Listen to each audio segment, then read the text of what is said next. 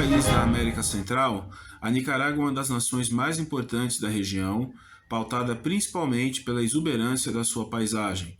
Fazendo fronteira com a área de Honduras ao norte e ao sul tendo fronteira com e também de ilhas, o que faz da Nicarágua um país muito importante no tema do turismo internacional. Se a sua paisagem pode suscitar uma questão muito importante relacionada a um consenso, o mesmo não se pode dizer da situação política, econômica e social. Governado hoje por Daniel Ortega, é um país que tem um sistema político extremamente controverso, questionável, visto que nesse ponto temos um presidente que está há 20 anos consecutivos no poder do país. Algo que, inclusive, faz com que o Brasil lamenta a respeito desse assunto, já que trata-se do Brasil hoje, nesse momento, o país mais importante da política latino-americana. A Nicarágua, sua condição socioeconômica e a questão política de Daniel Ortega é o tema de hoje do nosso Café Geográfico, o nosso podcast Política Internacional Café Geográfico, o nosso podcast Política Internacional e Geografia. Nesse ponto, então, temos aqui o nosso podcast de inauguração, nosso primeiro episódio. Então eu te convido nesse momento a puxar uma cadeira, pegar um belo de um café e vamos fazer uma bela viagem em direção aos territórios do Mar do Caribe.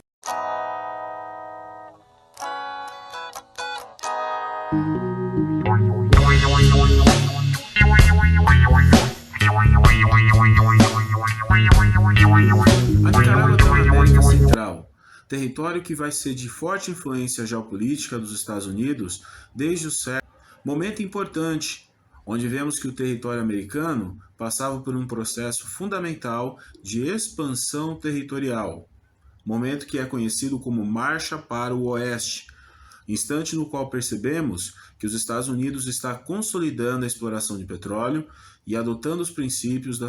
No plano internacional, há de se destacar que naquele momento, Washington vai implementar duas políticas em relação aos vizinhos da América Central. A primeira delas, a chamada Doutrina Monroe, a doutrina no qual tem como lema a ideia de a América para os americanos. Desse aspecto, era a forma de os Estados Unidos conseguir fazer um enfrentamento aos países europeus que faziam áreas da América Central como regiões coloniais. Então era um modo de estabelecer a influência geopolítica de Washington sobre os territórios próximos ao Caribe. Outra medida adotada é aquilo que nós chamamos hoje de política do Big Stick.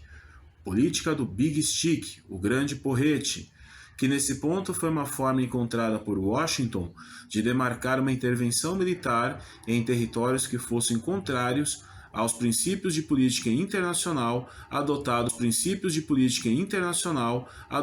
pela potência americana. É o ponto no qual vemos que a Nicarágua teve uma importante influência dos Estados Unidos no seu processo de ocupação e uso do território. É o ponto que nesse ponto vão se destacar que a América Central acaba se tornando refém, não habilidades de conseguir se desvencilhar do papel desempenhado pelos Estados Unidos na região. Isso perdura até o século XX, quando então vemos que no pós-Primeira Guerra Mundial, uma série de movimentos sociais começa a questionar a questão de Washington. É o momento no qual vemos que vai ter destaque a figura política de Augusto César Sandino, um importante líder popular, que vai nesse ponto liderar uma série de manifestações e levantes populares em protesto à intervenção de Washington sobre a Nicarágua. É o momento que os americanos, percebendo essa social que representava Sandino, acaba fazendo uma importante associação com as Forças Armadas da Nicarágua, principalmente na figura de Somoza, um importante general nicaragüense que vai se associar a Washington e fazer uma repressão ao Sandino e a todos os seus comandados entre os anos 30 e os anos 40. Somoza, nesse momento, vai se alçar à condição de principal líder político da Nicarágua, inaugurando naquele momento, na transição dos anos 30 para os anos 40, a chamada dinastia Somoza da Nicarágua por praticamente 40 anos. É um momento muito delicado, onde vemos que a repressão, o uso da força, acabam sendo formas comuns de negociação dentro da política da Nicarágua. É um contexto no qual vemos que no pós-Segunda Guerra, onde o mundo se depara com os princípios da Guerra Fria, na oposição entre Estados Unidos e União Soviética, capitalismo versus socialismo, é um instante no qual vai se perceber que a Nicarágua começa a ter uma reorganização de grupos armados a fim de combater a influência. É um instante que tem a fundação a figura da chamada Frente Sandinista de Libertação Nacional. Frente Sandinista de Libertação Nacional, que vai se inspirar em Sandino e nos seus ideais para levar um processo de mudança política por meio da guerrilha.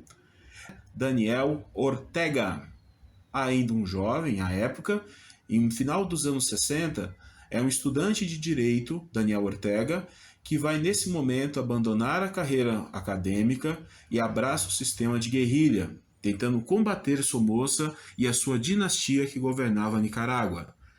Daniel Ortega acaba preso, onde inclusive vai sofrer uma série de torturas, e isso vai fazer com que logo após esse processo ele consiga ter refúgio dentro de Cuba, o aproximando ainda mais de Fidel Castro e tendo contato com as práticas de guerrilha, algo que vai fortalecê-lo no sentido de criar novas táticas e estratégias para enfrentamento à dinastia Somoza dentro da Nicarágua. Algo que nesse ponto vai se consolidar nos anos 70, quando então a dinastia Somoza já dá sinais de esgotamento, não consegue mais ter um senso político interno, e é quando temos em 1979 aquilo que é conhecido como a Revolução Sandinista. Revolução Sandinista, 1979. É o momento no qual Daniel Ortega agora não é apenas um militante, ele alça a condição de principal líder da Frente Sandinista de Libertação Nacional. Uma figura carismática, que nesse ponto tem uma forte capacidade de agregar multidões em torno do seu... Isso com certeza desagradou os Estados Unidos, que mesmo tendo sido grande suporte da dinastia Somoza, nota-se que naquele momento via com maus olhos a chegada de Daniel Ortega ao comando da Nicarágua, ainda mais pela proximidade que Ortega mostrava em relação ao regime de Cuba e nesse momento decide fazer uma ofensiva apoiando um grupo paramilitar a fim de combater a Revolução Sandinista, que é a figura dos Contras, um importante grupo armado que, apoiado por Washington, vai fazer uma frente de rivalidade contra Daniel Ortega dentro da Nicarágua. Uma disputa que vai durar pelo menos 5 anos, entre 1979 e 1984. Foram 5 anos de conflitos armados terríveis, onde ao final do processo, Daniel Ortega sagrou-se vitorioso nos embates, conseguindo fazer uma grande força de resistência, e onde também conseguiu uma importante vitória política eleitoral, consagrando-se nesse momento presidente da Nicarágua durante a década de 80. Então é o momento no qual vemos que Ortega, da condição de guerrilheiro, assume a posição de líder nacional da Nicarágua, num contexto em que o mundo passava pelos fenômenos da chamada década perdida, anos 80, período conhecido na economia como década perdida. Isso por quê? Porque naquele contexto, nós podemos, no mundo capitalista, estavam passando por um crescimento muito baixo, já que estava se fazendo uma transição para o modelo neoliberal, liderado principalmente pelos Estados Unidos e pela Inglaterra. E do lado socialista, com quem Ortega tinha grandes afinidades, a situação também não era das mais simples. Naquele momento, a União Soviética passava por uma grave crise interna em razão dos altos custos da corrida armamentista, o que estava levando ao colapso do socialismo real, que além de ter um problema interno, enfrentava a questão sobre os seus aliados na Europa Oriental. Lembre-se que o leste europeu está fazendo a transição do socialismo para o capitalismo.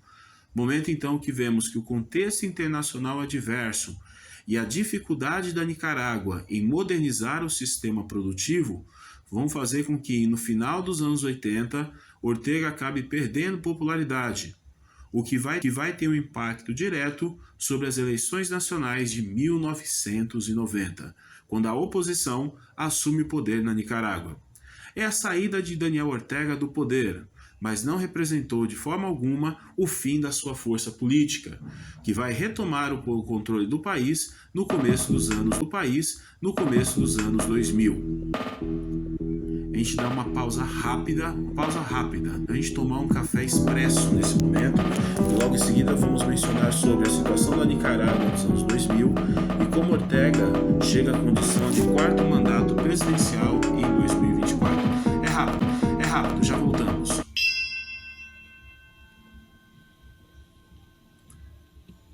Nos anos 2000, nota-se que Daniel Ortega, visto que a sua derrota no começo dos anos 90, decide mudar o seu discurso. Se antes era um discurso radical, extremamente agressivo, nos anos 2000 Ortega percebe a necessidade de dialogar com as tradições religiosas e morais da população da Nicarágua. Então é um momento em que ele se aproxima muito fortemente dos princípios católicos, numa forma de conseguir ganhar multidões e, acima de tudo, força moral para retomar a política dentro da Nicarágua. O que com certeza surtiu um bom efeito, já que nos anos 2000 ele consegue voltar ao poder no país por meio da votação popular. O entendimento sobre a Nicarágua não é possível se não se considerar o contexto em que isso aconteceu. Salva pelo aquilo que nós conhecemos como Onda Rosa, que é o momento no qual vemos que uma série de líderes populares, com um pensamento progressista, acaba assumindo o poder dentro da América Latina. É o momento em que vamos perceber que temos Hugo Chávez na Venezuela, Evo Morales na Bolívia, a família Kirchner na Argentina, Tabaré Vázquez no Uruguai. É o ponto no qual vamos pensar Rafael Correa no Equador, figuras que nesse ponto têm um pensamento progressista e que vão assumir o poder em países da América Latina. Ao mesmo tempo, além da onda rosa, lembre-se que é um contexto em que o mundo está vivendo chamado boom das commodities. Momento no qual vemos que produtos como petróleo, matéria-prima e gêneros agrícolas passam bastante valorização econômica. É o caso da Venezuela, liderada por Hugo Chávez, que é um importante produtor de petróleo do continente. A relação da Nicarágua com a Venezuela é muito forte, tanto que vemos que Daniel Ortega e o ex-presidente Hugo Chávez eram grandes aliados, visto que a Nicarágua é um importante parceiro no processo de exploração e refino de petróleo. É o momento no qual vemos que o crescimento das exportações venezuelanas acabam levando a dividendos para a economia da Nicarágua. Isso foi um momento muito importante na economia do país e que rendeu para Daniel Ortega uma importante popularidade. É o instante que o PIB do país cresce e Ortega tem condições de se consolidar ainda mais como importante líder nacional. E consiga estabelecer uma importante mudança na Constituição do país, onde naquele momento o Congresso aprova a reeleição ilimitada. Então, se antes você poderia concorrer à eleição pelo menos 2 vezes, a partir de 2009, a reeleição não pega a possibilidade do seu 3º mandato e logo em seguida do seu 4º mandato presidencial. Então é um homem que nesse ponto, hoje, é o homem que mais tempo governa um país da América Latina. Somando-se a sua primeira passagem na presidência nos anos 80 e a recente ocupação nos anos 80 e a recente ocupação nos anos 2000, já são exatamente 29 anos de governo Ortega à frente da Nicarágua. Se os anos 10 aparentavam ser extremamente promissores, um episódio importante vai marcar uma situação de crise, que é o ano de 2018, quando no interior da Nicarágua começa a haver uma série de protestos relacionados à sua reforma previdenciária. A questão sobre como o país, vendo um avanço significativo do número de idosos, decide então estabelecer uma política oficial para cobrar valor dos aposentados, a fim de garantir a manutenção da previdência pública. Uma série de protestos vão acontecer em Manágua, capital do país, onde isso leva Daniel Ortega a usar as forças de segurança para delicada, porque lembrava mais uma vez um trauma que ainda estava viva na memória da Nicarágua, que eram as constantes repressões promovidas pela dinastia Somoza. É o momento no qual a sua popularidade, que era de mais de 70% junto à população, ela despenca para 9% diretamente no seu processo de reeleição. Um detalhe interessante é perceber que desde aquele momento, Daniel Ortega tem uma forte figura ao seu lado, que é a senhorita, aquilo que aqui nós conhecemos de Rosário Murillo. Rosário Murillo, sua esposa, Rosário Murillo, sua esposa, e que hoje também tem um papel de vice-presidente da Nicarágua. Ou seja, estamos diante de um caso de nepotismo. A vice-presidente hoje do país, esposa de Daniel Ortega, está na linha presidencial, na linha de sucessão, caso Ortega seja permanecer no governo. E a sua eleição em 2022, que é a sua última vitória eleitoral, é um momento de alto questionamento pela comunidade internacional. Ortega conclama nesse momento a ideia do imperialismo que quer combater os avanços populares na Nicarágua, como ele bem declarou nesse discurso logo após a sua vitória em 2022. La inmensa mayoría de los nicaragüenses de votar por la paz y no por la guerra y no por el terrorismo. Fica ainda mais dramática na Nicarágua, sobretudo porque, além de não ter um forte consenso popular, Daniel Ortega começa a perseguir seus opositores. É o momento no qual ele acaba perdendo força, principalmente junto com a Igreja Católica, que, vendo os desmandos dentro da Nicarágua, começa a dar a Daniel Ortega. É um momento extremamente delicado, onde Ortega, não vendo então suporte mais na questão religiosa, começa a fazer contra ela sucessivos ataques. Tanto que, nesse caso, Rosário Murillo, a vice-presidente, fez várias declarações públicas junto à imprensa, condenando a posição da Igreja Católica frente à questão dos opositores de Daniel Ortega. E é nesse contexto que vai se pedir, então, que o Brasil tenha um posicionamento claro a respeito da Nicarágua. Lula e Ortega são próximos. Desde os 2 primeiros mandatos de Lula, nos anos 2000, a relação Brasil e Nicarágua é extremamente próxima, estreita, onde o Brasil, inclusive, fez uma série de investimentos no país a fim de conseguir apoio no seu processo de negociação internacional. Era uma forma do Brasil ganhar influência geopolítica na América Central. Tanto que há uma proximidade muito forte no campo ideológico entre Daniel Ortega e Lula. Em 2022, quando Lula acaba sendo eleito para o seu 3º mandato presidencial, ele acaba sendo entrevistado por uma imprensa do México, que questiona sobre a questão da Nicarágua e de Daniel Ortega. Nota-se que aqui Lula faz uma grande relação entre Daniel Ortega e Angela Merkel, que no caso é a importante liderança da Alemanha. Vamos ouvir aqui a declaração do presidente brasileiro. Eu não posso ficar torcendo. Por que a Angela Merkel pode ficar 16 anos no poder e Daniel Ortega não? Por que o Felipe González aqui pode ficar 14 anos no poder? Qual é a lógica? Essa é uma declaração que trouxe uma questão muito séria. Qual o posicionamento do Brasil em regimes democráticos que legitimidade para que uma pessoa esteja à frente de um país governando por mais de 2 décadas? Algo que nesse ponto vai fazer com que o governo brasileiro acabe tendo uma posição de neutralidade. Algo que acaba sendo modificado nesse ano de 2024, quanto de Nicolás Maduro dentro da Venezuela, que ocupa nesse momento o seu terceiro mandato consecutivo. Algo que nesse ponto o Brasil tentou visualizar que o governo da Venezuela fosse legítimo, tanto que Lula enviou Celso Amorim até a Caracas para poder acompanhar o processo eleitoral.